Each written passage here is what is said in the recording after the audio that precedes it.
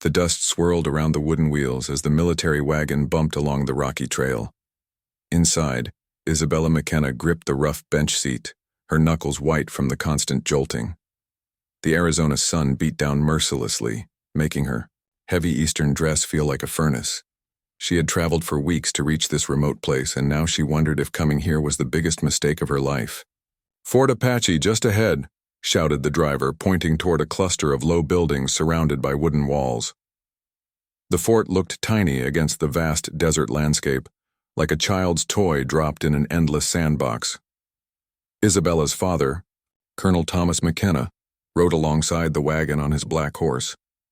His military uniform was crisp despite the long journey, and his face showed the stern expression he always wore when on duty. He had been assigned to this remote fort to help keep peace between the Apache tribes and the growing number of settlers moving west. "Remember what I told you, Isabella," he called over the noise of the wheels. "These people are not like the ones back in Boston. You must be careful and always stay close to the fort." Isabella nodded, though she felt a spark of rebellion in her chest. At 22, she was tired of being told what to do and where to go. She had studied at the finest schools in the East, read books about different cultures, and dreamed of seeing the world. Now she was finally somewhere completely different, even if it wasn't by her choice. The fort gates opened with a loud creak, and they rolled inside. Soldiers in dusty blue uniforms stopped their work to stare at the newcomer. Isabella lifted her chin and tried to look confident, though inside she felt like everyone was judging her fancy dress and pale skin. "Welcome to Fort Apache, Colonel McKenna," said a tall man with graying hair who approached their wagon. "I'm Captain Rodriguez. We've been expecting you." As Isabella climbed down from the wagon, her legs shaky from the long ride, she noticed a group of Apache men standing near the far wall of the fort. They wore simple clothes and had long, dark hair, and they watched everything with careful, intelligent eyes. One of them stood slightly apart from the others, and when Isabella's gaze met his, time seemed to stop. He was tall and lean, with strong shoulders and a face that showed both gentleness and strength.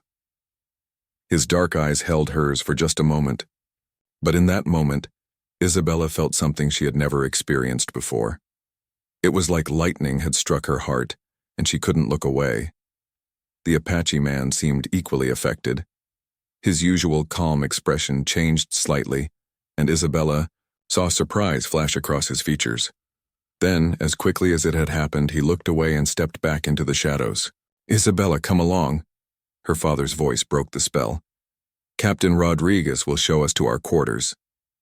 She forced herself to follow her father, but her thoughts remained with the mysterious Apache man. Who was he? Why had that brief moment felt so powerful? That evening, as Isabella unpacked her belongings in the small but clean room that would be her home, she couldn't stop thinking about those dark eyes. She had read romantic novels, of course, but she had always thought the descriptions of love at first sight were just fantasy. Now she wasn't so sure. "There will be a meeting tomorrow," her father announced over their simple dinner of beans and bread. "The Apache leaders are coming to discuss the new treaty terms. It's important work, Isabella. These people can be dangerous if not handled properly." Isabella wanted to ask about the Apache man she had seen, but she knew her father would not approve of her curiosity. Instead, she simply nodded and tried to look interested in his explanations of military strategy and government policy. The next morning, Isabella woke early and dressed in her most conservative outfit, a dark blue dress with long sleeves and a high neck. She had convinced her father to let her attend the meeting as his secretary, promising to stay quiet and take notes. The meeting was held in the largest building at the fort, with wooden chairs arranged in a circle. The Apache leaders arrived just after sunrise, moving with a quiet dignity that impressed Isabella despite her father's warnings. They wore traditional clothing mixed with some pieces of Western dress, and their faces showed the wisdom that came from years of difficult decisions. And there he was again, the man who had captured her attention the day before. He sat slightly behind the main chief, and Isabella realized he must be important in some way. When the chief spoke in Apache, this man would translate into perfect English, his voice deep and measured. The Apache people want only to live in peace on the land of our fathers, he translated. But the soldiers and settlers take more each year. Where will our children hunt? Where will our horses graze? Isabella found herself hanging on every word, not just because of the man speaking them, but because of what he was saying. She had never heard the Apache side of these conflicts before. In Boston, she had only heard stories of savage attacks and the need to civilize the West. But listening to these translated words, she heard something different. The voice of a people trying to protect their home and way of life. Throughout the long meeting, Isabella stole glances at the translator. She learned his name was Ayana, which meant eternal blossom in Apache. He was not just a translator, but also the son of one of the respected elders. He had learned English as a boy when missionaries came to his village, and now he served as a bridge between two very different worlds. During a break in the discussions, as the men stepped outside to smoke and stretch their legs, Isabella remained in her chair, pretending to organize her notes. Ayana approached the water bucket near her table, and for a moment they were alone. "You write quickly," he said quietly, his English accent unlike any she had heard before, formal but with a musical quality that made her heart flutter. Isabella looked up, surprised he had spoken to her. "I learned shorthand in school," she managed to say, her voice barely above a whisper. "School?" His dark eyes showed genuine interest. "You have much learning?" "Some," she replied, then felt bold enough to ask, Do Apache women learn to read and write?" Ayana smiled, and the expression transformed his serious face completely. "Apache women are very wise. They know many things your schools do not teach. They know which plants heal, how to find water in the desert, how to read the signs of weather and animals. Different learning, but very important." Before Isabella could respond, the sound of returning footsteps made Ayana step back quickly, but as he moved away, he said something that made her pulse race. "Perhaps someday you could learn some of our ways, and we could learn some of yours." The rest of the meeting passed in a blur for Isabella. She tried to focus on taking notes, but her mind kept returning to those few precious moments of conversation. There had been something in Ayana's voice, a suggestion of possibility that both thrilled and terrified her. As the Apache delegation prepared to leave, Isabella watched from the window of the meeting room. Ayana mounted his horse with fluid grace, but before riding away, he looked back toward the fort. Their eyes met once more across the dusty courtyard, and Isabella felt that same lightning strike her heart. "Interesting people," Captain Rodriguez commented, noticing her attention. "That young man, Ayana, is particularly valuable to us. He understands both worlds, which makes him essential for keeping peace. Of course, that also makes him dangerous in some ways. Men who belong to two worlds sometimes belong to neither." That night, Isabella lay awake on her narrow bed, staring at the ceiling and thinking about the captain's words. She understood the danger he meant, but not in the way he intended. The real danger wasn't political, it was personal. In just 2 brief encounters, this Apache man had awakened something in her that she had never felt before. She thought about his smile, his intelligence, the respectful way he had spoken to her despite the barriers between their worlds. She thought about his words about learning from each other, and she wondered if he had meant them the same way she had heard them. As the wind whistled through the gaps in the fort walls, Isabella made a decision that would change her life forever. She would find a way to see Ayana again, to continue the conversation they had started.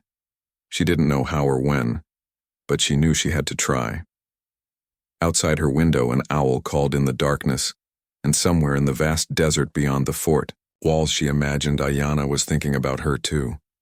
The thought made her smile as she finally drifted off to sleep, her dreams filled with dark eyes and the promise of a connection that neither time nor tradition could break. 2 weeks passed after the treaty meeting, and Isabella felt like she was slowly going crazy. Every day was the same, helping her father with paperwork, eating meals with the other officers' families, and trying to find ways to occupy her time in the small fort. But her thoughts always returned to Ayana and their brief conversation. She had asked casual questions about the Apache translator, but her father became suspicious quickly. "Why are you so interested in that particular Apache?" Colonel McKenna asked one evening over dinner. "You need to focus on adapting to life here, not wondering about the natives."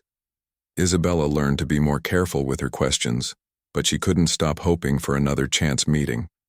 Her opportunity came in an unexpected way. Mrs. Patterson, the doctor's wife, mentioned that she sometimes rode out to trade with Apache women for pottery and woven goods.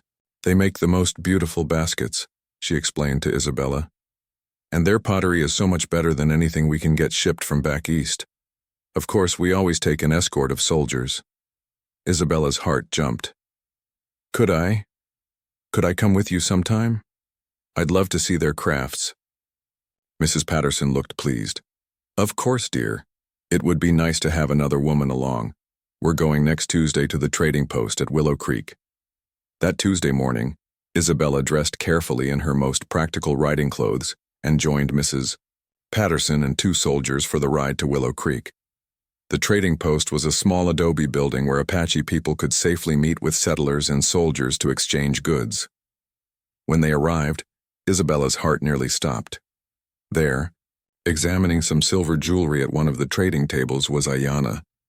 He looked up when their group approached, and Isabella saw recognition and something else. Pleasure?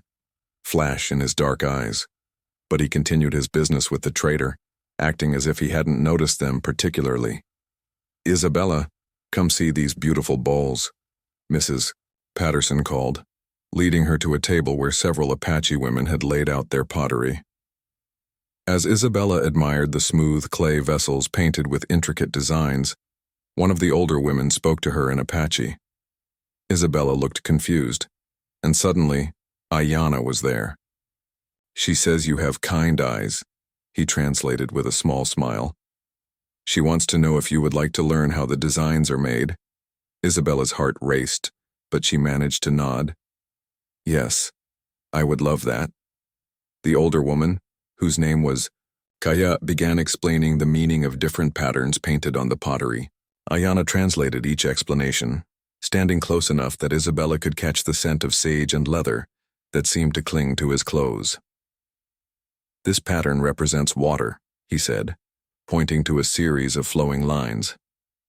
"And this one is for protection during travel." "They're beautiful," Isabella said sincerely. "How long does it take to learn to make them?" Ayana asked Kaya, who laughed and responded in Apache. "She says a lifetime to truly master, but that anyone with patience can learn the basics," Ayana translated. Then, lowering his voice so only Isabella could hear, he added, "She also says that if you truly want to learn, she would be willing to teach you." Isabella felt a thrill of excitement and terror.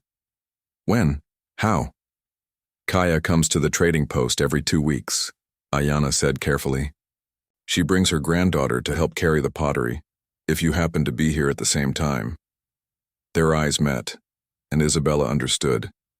This would be their chance to see each other again, hidden in plain sight under the pretense of pottery lessons. "I think I'd like to buy several pieces," Isabella said loudly enough for Mrs. Patterson to hear. "Perhaps I could return in 2 weeks to see what else is available?" Mrs. Patterson agreed enthusiastically, pleased that Isabella was taking interest in local crafts. And so began the most wonderful and terrifying period of Isabella's life. Every 2 weeks she would ride to Willow Creek with Mrs. Patterson, or sometimes just with a soldier escort. She told everyone she was learning about Apache pottery, which was true enough. But what she was really learning was so much more. Kaya was a patient teacher, showing Isabella how to shape clay with her hands and mix natural pigments for painting.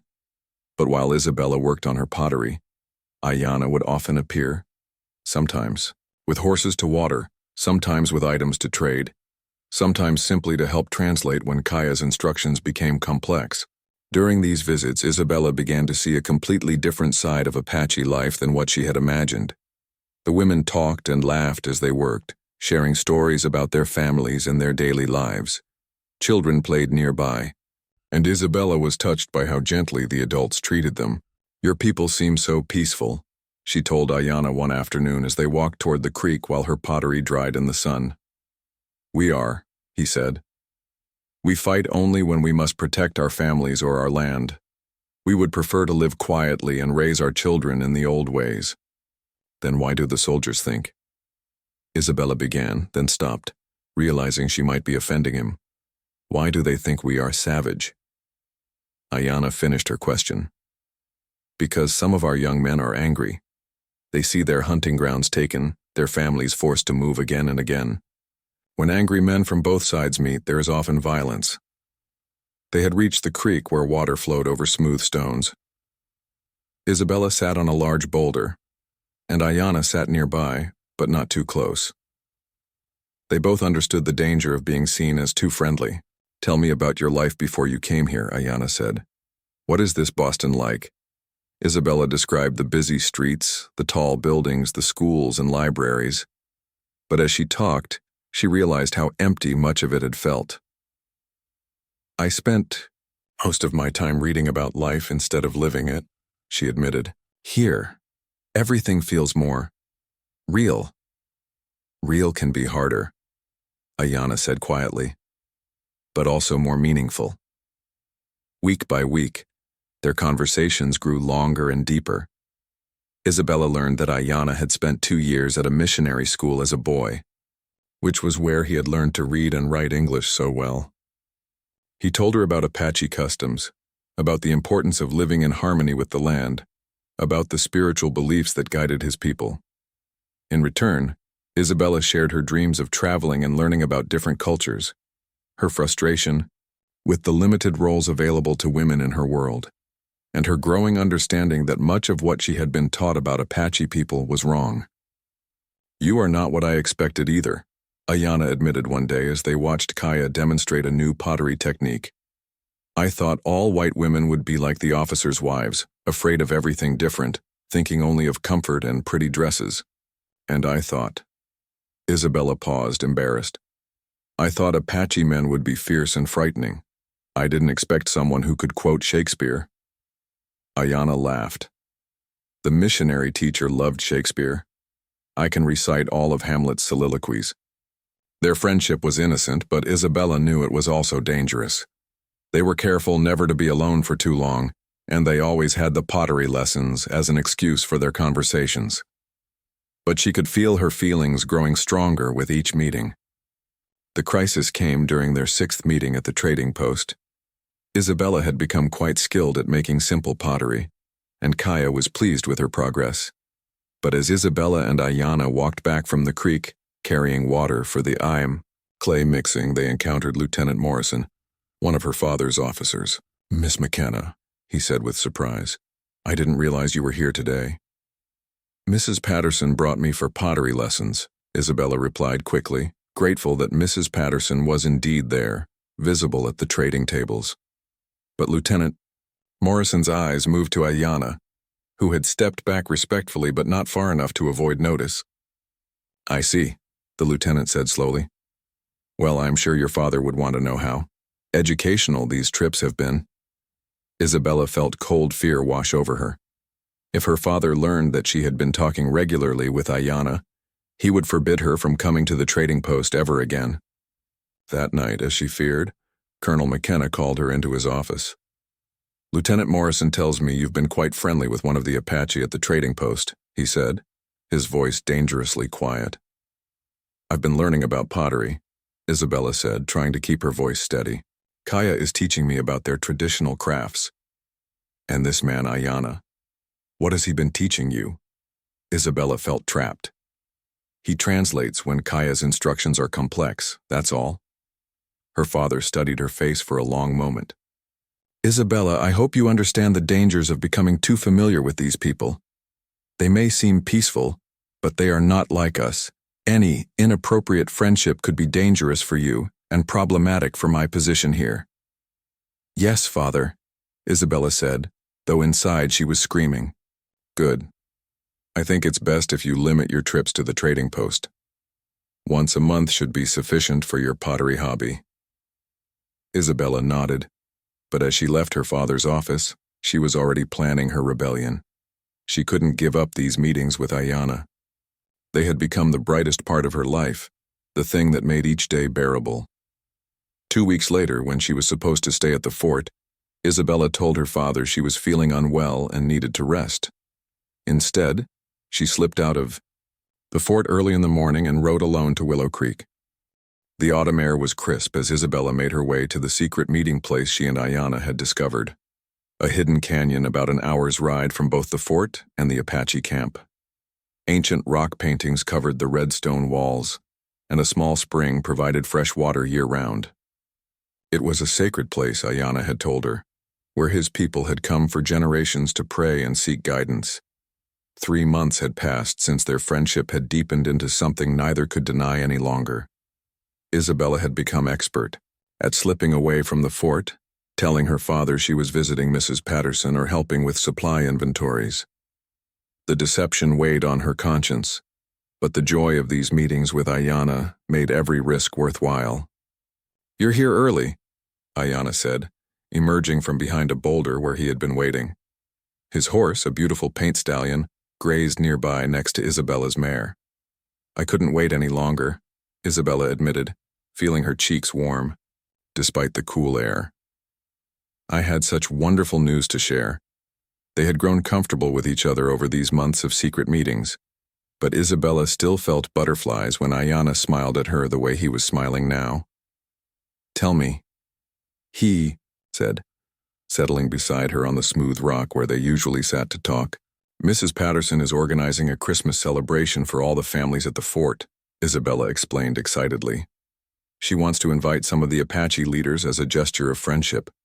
She asked me to help with the planning because of my knowledge of Apache customs." Ayanna's expression grew thoughtful.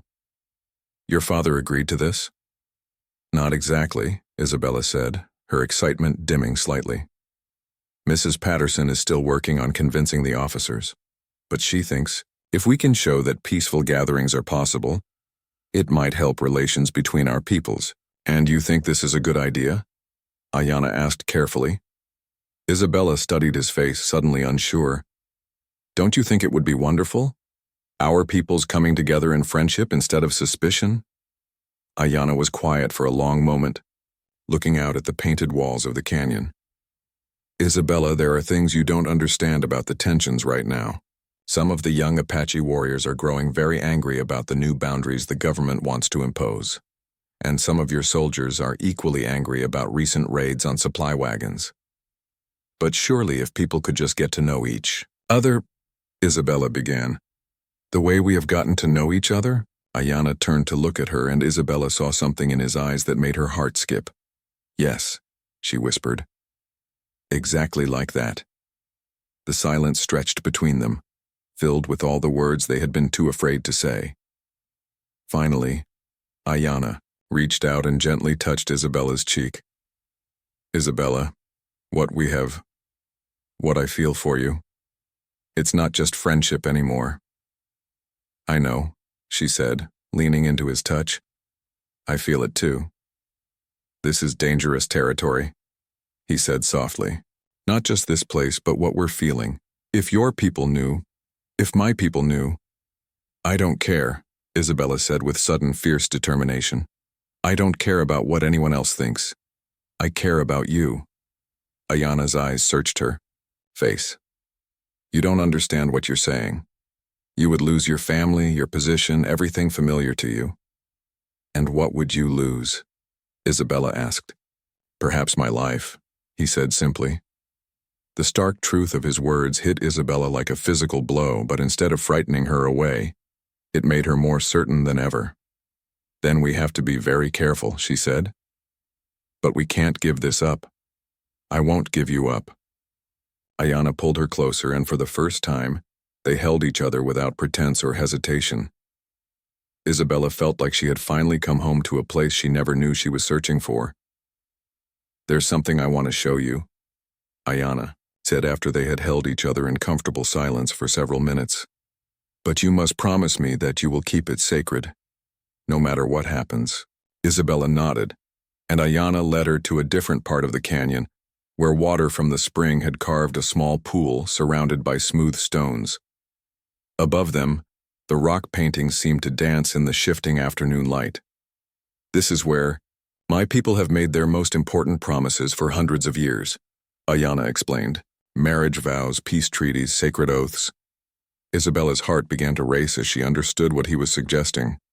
I cannot offer you a wedding in a church with a priest in white dress, Ayana continued. But I can offer you my heart and my life bound by traditions older than either of our civilizations. Are you asking me to marry you? Isabella whispered. I am asking if you would accept me as your husband in the ways of my people, with the understanding that the rest of the world may never recognize our union. Isabella looked around the sacred canyon, at the ancient paintings that had witnessed countless love stories and promises. She thought about her life at the fort, the narrow future that awaited her as a military officer's daughter, the empty social gatherings and meaningless conversations that filled her days.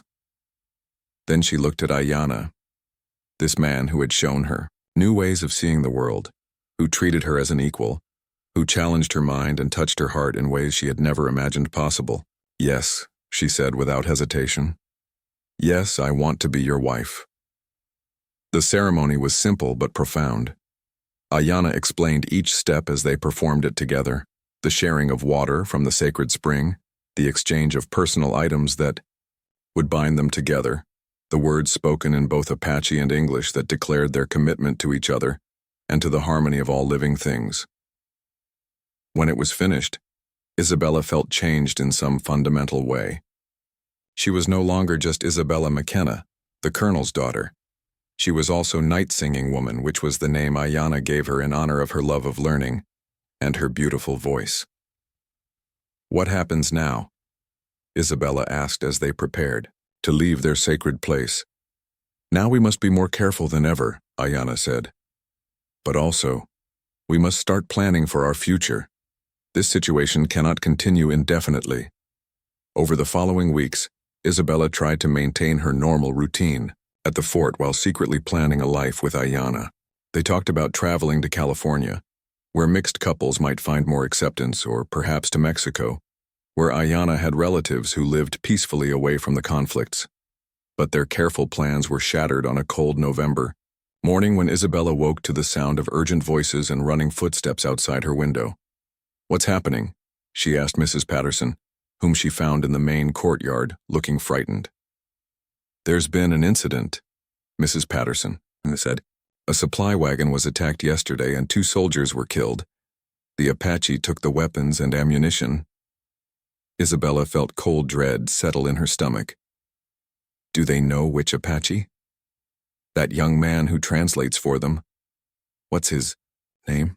Ayana. He was seen in the area. Your father thinks he might have been involved in planning the attack. Isabella's world began to crumble around her. She knew Ayana would never hurt innocent people, but she also knew how quickly accusations could become accepted facts in the tense atmosphere of the fort. That afternoon, as she helped Mrs. Patterson prepare bandages for the wounded soldiers, Isabella overheard Lieutenant Morrison talking to her father. We need to arrest the translator, Morrison was saying. Even if he wasn't directly involved, he has too much access to our plans and movements. Agreed, Colonel McKenna replied grimly. And I think it's time we took a harder line with all of them.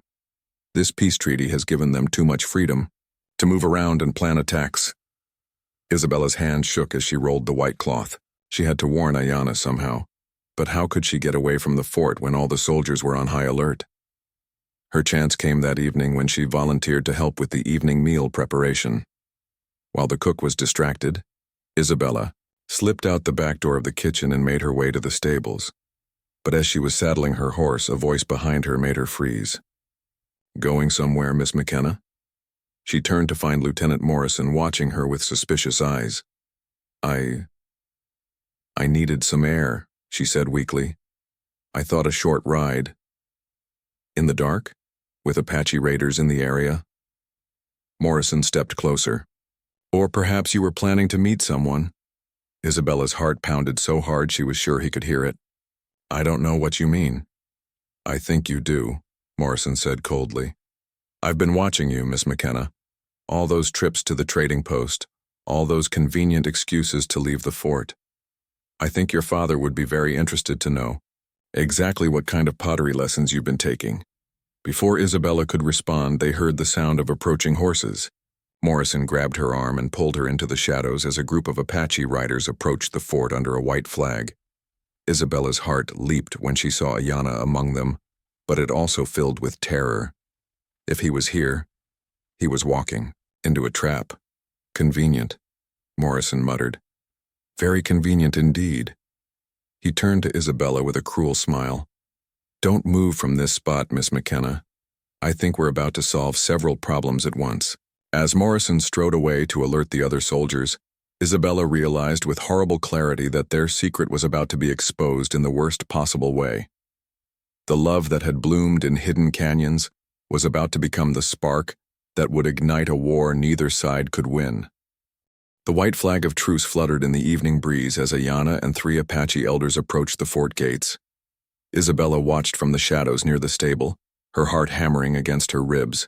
She could see Lieutenant Morrison gathering soldiers, and she knew they were walking into danger.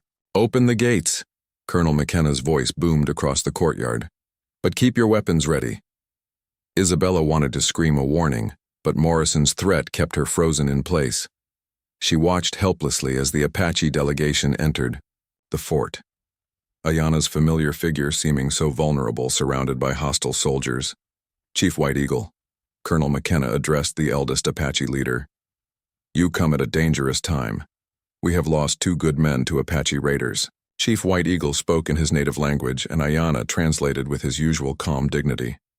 Chief White Eagle says his people did not attack your wagon. He comes to offer help in finding the true raiders. How convenient, Lieutenant. Morrison stepped forward, his hand resting on his pistol. And how do we know you weren't the one who told them about the wagon route? Isabella saw Ayanna's jaw tighten, but his voice remained steady. I have always worked for peace between our peoples. Have you? Morrison's voice grew louder, and Isabella realized with horror that he was putting on a show for everyone present. Or have you been playing both sides while carrying information to Apache war parties? That is a serious accusation, Chief White Eagle said through Ayanna's translation. Do you have proof?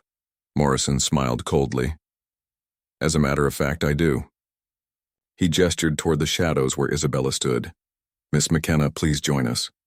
Isabella's legs felt like water, but she forced herself to walk into the circle of lamplight. Her father's face showed confusion, then growing alarm as he looked between her and Morrison. Miss McKenna has been taking regular trips to the trading post, Morrison announced to the gathered crowd. Ostensibly to learn pottery making, but I believe she's been passing information about fort activities to our friend here. The accusation hit Isabella like a physical blow. Not only was Morrison exposing her relationship with Ayanna, but he was making it sound like she was a traitor and spy. Isabella, her father's voice was barely a whisper. Is this true? Isabella looked at Ayanna, whose dark eyes showed first shock, then understanding, then deep sadness. She could lie, claim she barely knew him, and possibly save them both. Or she could tell the truth and damn them all. I have been meeting with Ayanna, she said, her voice barely audible. But not to pass information. I would never betray the fort or endanger anyone. Then why? Colonel McKenna's face was pale in the lamplight. Isabella lifted her chin and found her courage. Because I love him. The silence that followed was deafening. Then chaos erupted. You disgraceful. Her father started forward, his face dark with rage. At the same time, one of the Apache elders spoke sharply to Ayanna in their language. Isabella didn't need a translation to understand the tone of anger and betrayal. Seize them both. Morrison shouted over the noise. They're clearly both traitors. No, Chief White Eagle's voice cut through the confusion. Ayanna comes under flag of truce. You cannot. The sound of a gunshot split the night air. In the confusion and shouting, someone's weapon had discharged. Isabella saw Chief White Eagle stumble and fall, blood spreading across his chest. For a moment, everything stopped. Then the Apache warriors reached for their weapons, and the soldiers raised their rifles. Isabella found herself in the middle of what was about to become a massacre. Stop! Ayanna's voice rang out over the courtyard.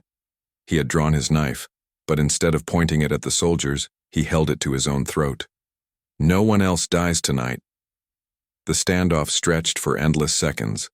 Then Ayanna spoke rapidly in Apache to his companions, and Isabella heard them arguing in urgent whispers.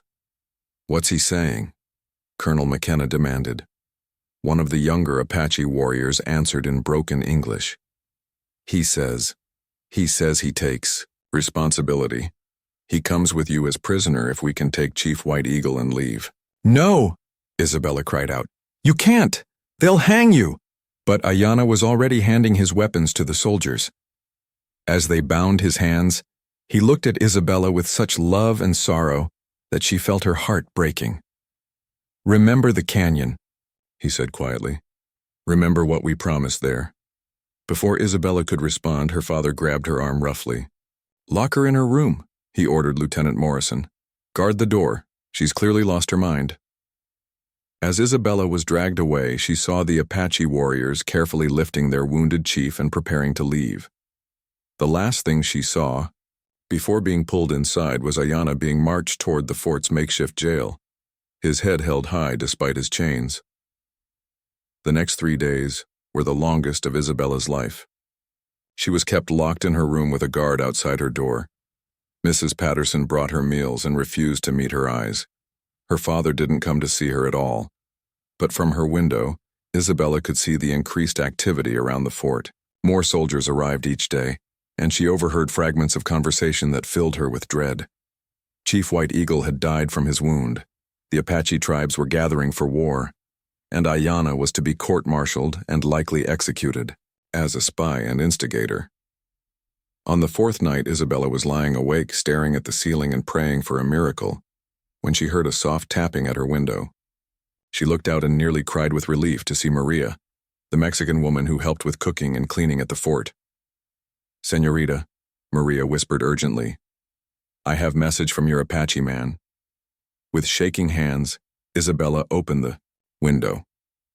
Maria handed her a small piece of paper, then vanished back into the darkness. By moonlight, Isabella read Ayanna's message.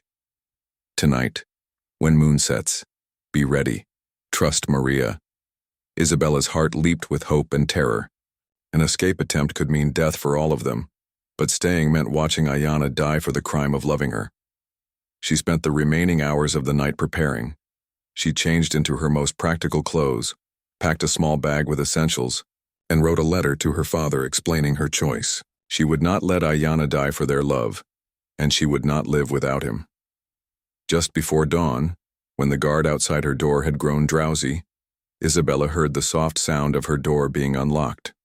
Maria slipped inside, carrying a bundle of cleaning supplies that disguised the rope she had brought. "The guard, he sleeps heavy," Maria whispered. "But we must hurry." Isabella tied the rope to her bedpost and lowered herself from her second-story window. Her hands shook as she climbed down, but the thought of Ayanna gave her strength. Maria led her through the shadows to a section of the fort wall where the wooden posts had been loosened. They squeezed through the gap, and Isabella found herself outside the fort for the first time in days.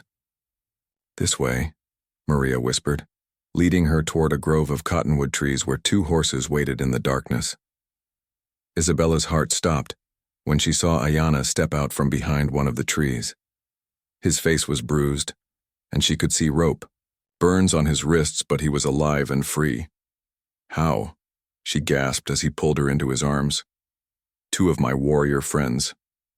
They came for me while the guards were distracted by a small fire in the grain storehouse," he explained quickly. "Maria helped coordinate everything. Senor Ayanna saved my son from drowning last year." Maria explained simply, "I owe him this debt." "We have to go," Ayanna said urgently. "They will discover I'm gone soon, and then they will come for you too." Isabella looked back at the fort where she had lived for months, where her father slept, unaware that he was losing his daughter forever. Then she looked at Ayanna, her husband, in all the ways that mattered, and made her choice. "I'm ready," she said. They mounted their horses and rode hard into the desert night, following paths that only Ayanna knew. Behind them, the first light of dawn was beginning to show on the horizon, and Isabella knew that soon the entire territory would be hunting for them. But as they rode deeper into the vast wilderness, Isabella felt something she had never experienced before: complete freedom. Whatever dangers lay ahead, she and Ayana would face them together. The war they had tried so hard to prevent was coming anyway. Now they could only try to stay ahead of it and find a place where love could survive, despite the hatred of two worlds. The desert stretched endlessly in every direction as Isabella and Ayana pushed their horses through the brutal heat of their third day on the run. Isabella's lips were cracked and bleeding. Her skin burned despite the wide-brimmed hat Ayana had found for her, and every muscle in her body ached from sleeping on hard ground. But she had never been happier. There, Ayana pointed toward what looked like just another red rock formation in the distance. We're almost there. Isabella squinted against the glare, trying to see what he saw. To her, it looked like every other pile of stones they had passed. But she had learned to trust Ayana's ability to read the landscape in ways she never could. They had been riding hard since their escape from the fort, following hidden trails through canyons and across mesas that seemed impossible to navigate. Twice they had hidden while search parties passed nearby, and once they had detoured for an entire day when Ayana spotted smoke from a military camp. "Where exactly are we going?" Isabella asked as they began climbing a narrow trail between towering rocks. "To my grandmother's sister," Ayana replied. "She leads a small group of our people who chose to stay out of the conflicts. They live in a hidden valley where white soldiers and angry Apache warriors both leave them alone." As they crested a small ridge, Isabella gasped at the sight before them. Hidden in a natural bowl surrounded by steep canyon walls was a green oasis. Gardens lined a clear stream, and simple but well-built dwellings were scattered among shady trees. It looked like paradise after their harsh journey through the desert. "Welcome to the place where the old ways survive," Ayana said with the first smile Isabella had seen from him since their escape. An elderly Apache woman emerged from one of the dwellings as they approached. Her hair was silver white, braided, with colorful ribbons, and her face showed the deep lines that came from years of both laughter and sorrow. When she saw Ayana, her stern expression melted into joy. They spoke rapidly in Apache, and Isabella caught her own name mentioned several times. The old woman's eyes studied Isabella carefully, but not unkindly. "Isabella," Ayana said, "this is Grandmother Desba. She says you are welcome here, but that you must prove your commitment to our ways if you wish to stay." "What does that mean?" Isabella asked, suddenly nervous. Grandmother Desba spoke again, and Ayana translated with a slight smile. "She says you must learn to be useful. No one here survives on beauty alone. Everyone must contribute their skills to the community." Over the following weeks, Isabella threw herself into learning everything she could about Apache life. Grandmother Desba became her teacher, showing her how to grind corn, weave baskets, identify medicinal plants, and dozens of other skills necessary for survival in the desert. It was hard work, harder than anything Isabella had ever done. Her hands became calloused and her back ached constantly. But she also discovered a satisfaction in useful work that she had never found in the endless social activities of her former life. "You are learning well," Ayana told her one evening as they sat by the stream watching the stars appear. "Grandmother, Desba says you have good hands and a willing heart." "I want to belong here," Isabella said simply. "I want to be part of something real." But their peaceful sanctuary was not completely cut off from the outside world. Apache runners brought news from other tribes, and occasionally traders brought information from the settlements. The news was always bad. Raids and counter-raids, villages burned, families scattered. "The young warriors are winning," Ayana said sadly after one particularly grim report. "They say peace is impossible, that all whites must be driven from Apache lands. And the soldiers? They say all Apache must be forced onto reservations or killed." Ayana's voice was heavy with sorrow. "Both sides have forgotten that there might be another way." Isabella thought about her father, wondering if he was part of the military campaigns she heard described. She had left him a letter explaining her choice, but she knew he would see it only as betrayal and madness. The crisis came unexpectedly one autumn morning, when Isabella was gathering wild berries with some of the other women. They heard horses approaching fast, And when they hurried back to the village, they found a group of Apache warriors demanding food and supplies. Isabella recognized one of them, a young man named Bidzil, who had been at some of the treaty meetings. His face was painted for war, and his eyes held a hardness that made her step back instinctively. "Why do you shelter this white woman?" he demanded of Grandmother Desba in English, clearly wanting Isabella to understand. "She brings danger to all of us." "She brings knowledge and willing hands," the old woman replied calmly. "She has earned her place here." "Her place?" Bidzil laughed harshly. "Her people have taken everything from us. Now you welcome one into our most sacred refuge?" Ayana stepped forward, and Isabella could see the tension in his shoulders. "She is my wife according to our laws. She has committed herself to our ways." "Your wife?" Another warrior spat in the dust. "You pollute our bloodline with white contamination." The argument escalated quickly, with more villagers gathering to listen. Isabella found herself at the center of a debate about loyalty, tradition, and the future of the Apache people. "I will prove myself," Isabella said suddenly, her voice cutting through the angry voices. Everyone turned to stare at her. "How?" Bidzil asked mockingly. Isabella took a deep breath, remembering something Ayana had told her about Apache justice. "I challenge the right of anyone to call me unwelcome here. I claim the trial of service." Grandmother Desba's eyebrows rose in surprise. The trial of service was an ancient Apache custom, where someone's value to the community was tested through a series of challenges. It was rarely invoked, and never by an outsider. "You don't know what you're asking," Bidzil said. "Then explain it to me," Isabella replied steadily. For the next 3 days, Isabella was tested in ways she never could have imagined. She had to survive alone in the desert with minimal supplies, track and catch food, navigate by the stars, and demonstrate her knowledge of Apache customs and laws. But the hardest test came on the 4th day, when a group of wounded Apache warriors arrived at the village, having escaped from a failed raid on a military supply train. 2 were badly hurt, and 1 was dying. Isabella found herself working alongside the Apache medicine woman, using both the herbal knowledge she had learned and the basic medical training she had received back east. For 12 hours straight, she cleaned wounds, prepared healing teas, and helped perform a delicate operation to remove a bullet from one warrior's shoulder.